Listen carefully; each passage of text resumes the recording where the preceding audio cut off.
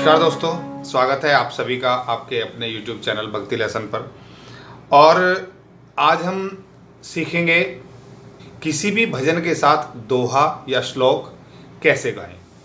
ठीक है, क्योंकि हमारे कुछ व्यूवर्स की फरमाइश थी कि सर दोहे को गाने का तरीका बताएं, तो काफ़ी फरमाइशें पहुंच रही थी हमारे पास दोहे के लिए। तो आज हम इस लेसन को बना रहे हैं और ये लेसन कुछ इस तरह का है कि अगर मैं इसको किसी आपको पर्टिकुलर एक भजन के साथ या किसी एक राग के साथ मैं आपको इसको समझाऊं तो एक वीडियो में आसानी से बन जाएगा। लेकिन अगर मैं आपसे बात करूं कि अलग अलग रागों के हिसाब से या अलग अलग भजन के हिसाब से आपको दोहा बताऊं कि किस तरह से आप बजाएंगे हारमोनियम पर और किस तरह से गाएंगे, तो एक वीडियो में आना मुश्किल है। इसलिए हमने ये सोचा है कि हम कोशिश करेंगे जो फेमस राग हैं उन स्वरों के साथ आपको दोहा गाने का तरीका बताएंगे।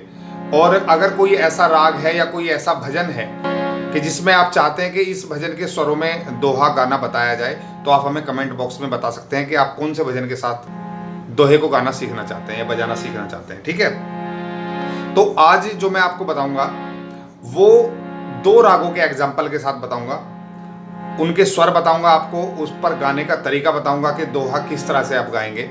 और मेरी कोशिश रहेगी कम से कम 2 या 3 वेरिएशंस मैं उसके आपको बताऊं। एक ही राग में 2-3 तरह के वेरिएशन आपको बताऊं कि किस किस तरह से आप उसको दोहे को गा सकते हैं, किन किन स्वरों में, किस तरह से, किस रेंज में आप अपने गले की रेंज के हिसाब से उसको यूज कर सकते हैं। तो आइए शुरू करते हैं लेसन। और लेसन शुरू करने से पहले बस आपसे यही रिक्वेस्ट है दोस्तों, आगे बढ़ने से पहले इस वीडियो को लाइक कर दीजिए और अगर अभी तक आपने हमारे चैनल को सब्सक्राइब नहीं किया है तो चैनल को सब्सक्राइब कर दीजिए और बेल आइकन को प्रेस कर दीजिए। जी हाँ दोस्तों, अगर अभी तक आपने चैनल को सब्सक्राइब नहीं किया है तो आपसे विनती है कि चैनल को जरूर सब्सक्राइब करें। ठीक है,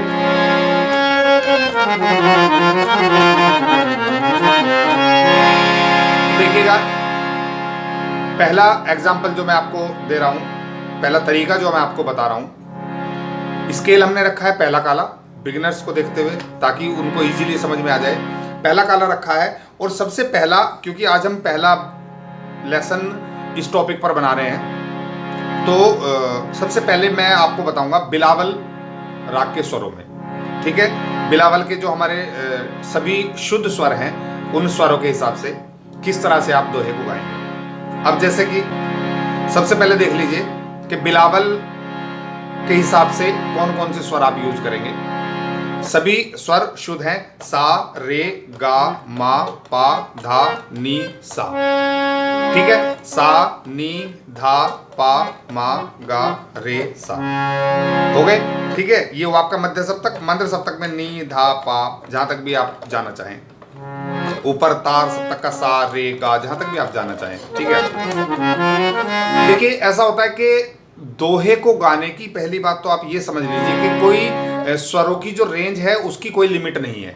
आप मध्य सप्तक में भी गा सकते हैं, मंद्र सप्तक में भी गा सकते हैं, तार सप्तक में भी गा सकते हैं। जैसी भी आपके गले की रेंज हो आप उस रेंज के हिसाब से दोहा गा सकते हैं। अब देखिएगा, जैसे एक बहुत अच्छी बात मैं आपको बताता हूं, ध्यान दीजिएगा कि दोहे को गाने का एक बिल्कुल सिंपल सा सूत्र मैं आपको बताता हूं। क्या कि दोहे को गाने का जो तरीका है वो, उसमें आप ये समझ लीजिए, जैसे हम जब स्वरों का अभ्यास करते हैं तो 3 स्वर हमारे मुख्य माने जाते हैं। कौन कौन से?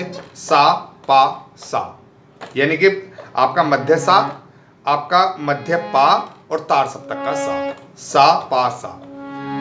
कभी भी आप देखिए जब वोकल का रियाज होता है तो तानपुरे के साथ हम करते हैं, तो तानपुरे में भी क्या होता है कि 3 स्वरों की साउंड हमें सुनाई देती है, सा, पा, सा। तो ये 3 स्वर ही आधार माने गए हैं पूरे सप्तक के। तो दोहे को गाने की हम बात कर रहे हैं, तो दोहे को आप ये समझ लीजिए कि दोहा जब हम गाएंगे तो 3 स्वरों को ही आधार मान करके गाएंगे। कैसे? जब हम सा को आधार मानेंगे तो सा, रे, गा, मा, पा, यहां तक के स्वरों को कवर करेंगे और मंद्र सप्तक में आपका नी, धा, पा, यहां तक भी कवर करेंगे। फिर हम पा को आधार मानेंगे तो नीचे भी यहां तक भी, सा तक भी आएंगे, नी तक भी जाएंगे। ठीक है, इसको आधार मान के गाएंगे। फिर ऊपर के सा को आधार मान के गाएंगे। तो 3 वेरिएशन होंगे। ठीक है, तो आइए देखते हैं पहला एग्जांपल। जैसे सा को आधार मान कर गए, अब देखिए गा से शुरू करते हैं, सारे गा। ठीक है, गुरु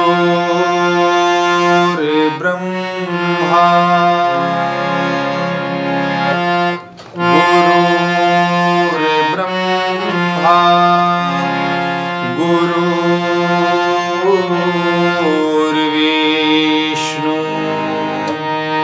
गा से चले फिर रे पर आ गए।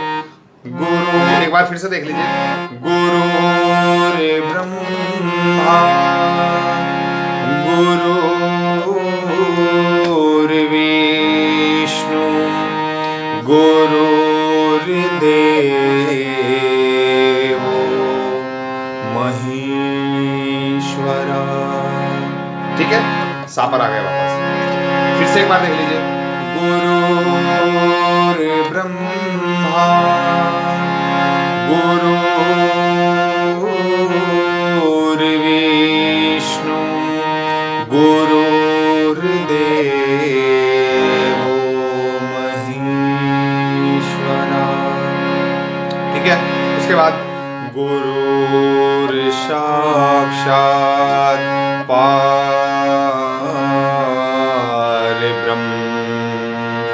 तस्मै श्री गुरुवे नमः।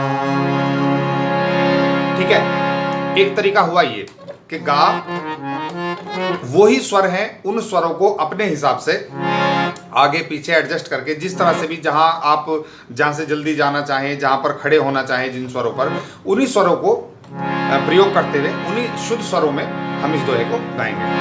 अब देखिए एक वेरिएशन ये, आप दूसरा वेरिएशन देखिए। मान लिया पा को आधार मान के करते हैं, तो पा से शुरू करते हैं, गुरु ब्रह्मा गुरु ब्रह्मा गुरु विष्णु। ये पा वाला एग्जाम्पल है, ये अलग वेरिएशन है इसका। गुरु ब्रह्मा गुरु विष्णु गुरुर्देवो महेश्वरा गुरुर्देवो महेश्वरा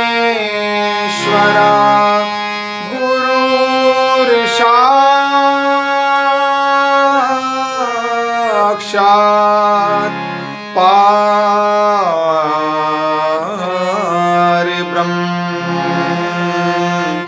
तस्मै श्री गुरुवे नमः गुरुवे नमः। ठीक है, इस तरह से भी आप पा को आधार मान के ऐसे गा सकते हैं। दूसरा वेरिएशन हो। अब तीसरा वेरिएशन देखिए, मान लिया हम सा को आधार मान के तार सप्तक से शुरू करते हैं, गुरु ब्रह्मा गुरु विष्णु गुरुर्देवो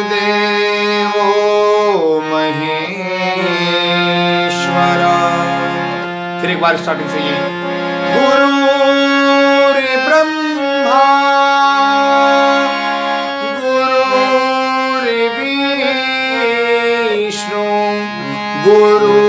गुरुर्देवो महेश्वरा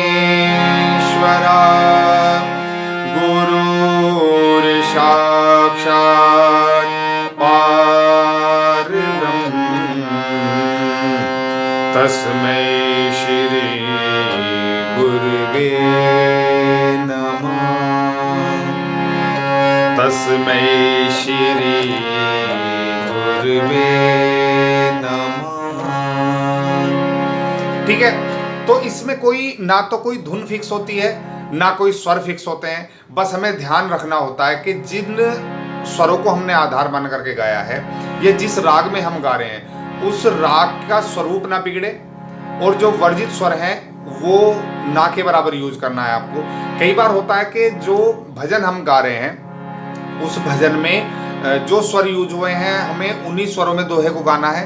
और कई बार होता है कि हम एक्स्ट्रा एक दो स्वर अलग भी यूज कर लेते हैं, लेकिन वो बहुत अल्प यूज होते हैं, ज़्यादा यूज नहीं होंगे। अगर ज़्यादा यूज होंगे तो वो आपके राग के स्वरूप को बिगाड़ देंगे। ठीक है, तो दोहा जो है आपका फिर वो खराब हो जाएगा। ठीक है, इस तरह से आप किसी भी राग में दोहे को गाएंगे। अब देखिएगा, जैसा एक एग्जाम्पल मैं आपको दूसरे राग का बताता हूँ। जैसे अभी आपने देखा ये बिलावल में मैंने आपको बताया। अब देख लीजिए, मान लिया यमन राग में हम गाते हैं। ठीक है, यमन राग में आप कैसे गाएंगे।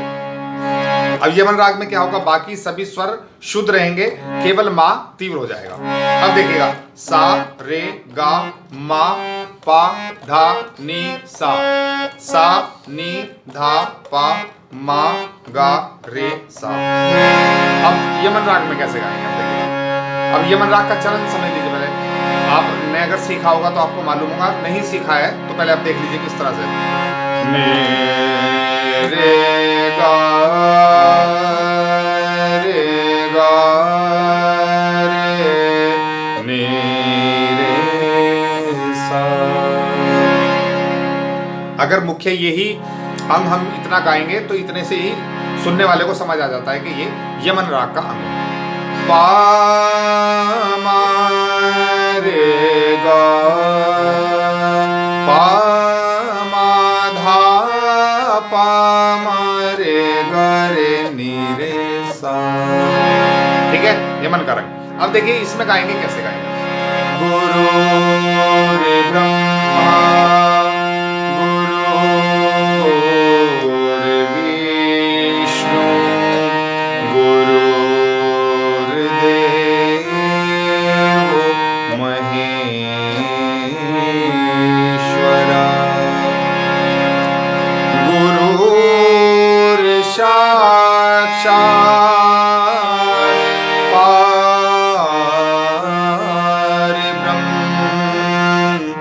तस्मै श्री गुरुवे नमः। ठीक है, अब अगर मान लिया हम इसको पा से शुरू करते हैं, गुरु रे ब्रह्मा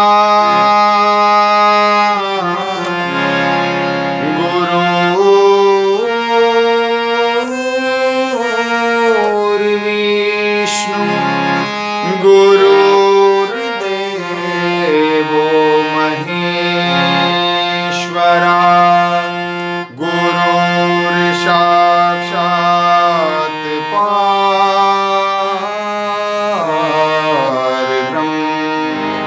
तस्मै श्री गुरुवे नमः। ऐसे पास से शुरू हो जाएगा। अब मान लिया ऊपर के साथ से आप शुरू करना चाहते हैं, गुरु रे ब्रह्मा